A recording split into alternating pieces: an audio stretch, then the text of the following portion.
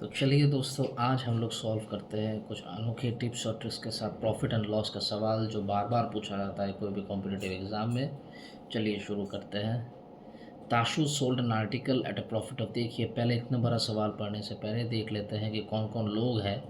ताशु, माही, Johnny और खुशी। तो उनके नाम चलिए लिख लेते हैं। ताशु, माही, जॉनी और खुशी।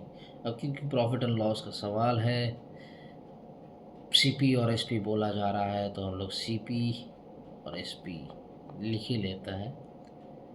Tashu sold an article at profit of 30% to Mahi. तो चलिए आसानी से शुरू कर देते हैं। ताशु का सीपी हो गया 100, यानी 30% प्रॉफिट हो गया 130 उसका एसपी। ताशु ने माही को 130 पे बेचा, माही ने फिर उसको 10% लॉस पे बेचा। 130 का 10% होता है 13, 130 से 13 घटाएंगे तो माही के लिए एसपी निकल गया 117। अब जॉनी ने खुशी को, ये नंबर जो दिया हुआ है 2691, इस पर हम लोग बाद में आएंगे। जॉनी ने खुशी को बेचा एट अ प्रॉफिट ऑफ 15%, यानी जॉनी का सीपी था 117, उसने खुशी को बेचा 15% प्रॉफिट पे, यानी 117 इंटू 115/100,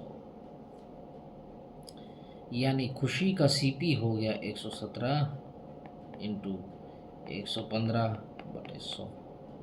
अब देखिए सवाल में क्या दिया हुआ है।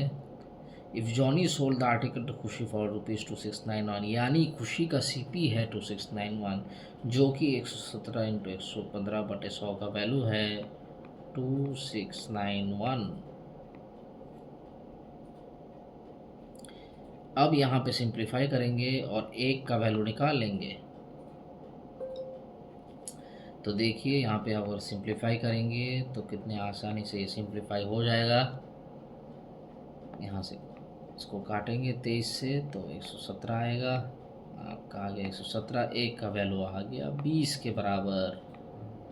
अब क्योंकि एक का वैल्यू मुझे मिल गया, मैं यहाँ से कोई भी वैल्यू निकाल सकता हूँ। अब यहाँ पे देखते हैं कि क्या पूछा गया है। Find the cost price of the article for Tashu, यानी 100 का वैल्यू पूछा है, तो 100 का वैल्यू आपका हो जाएगा 2000, यानी ताशु के लिए सीपी हो गया 2000।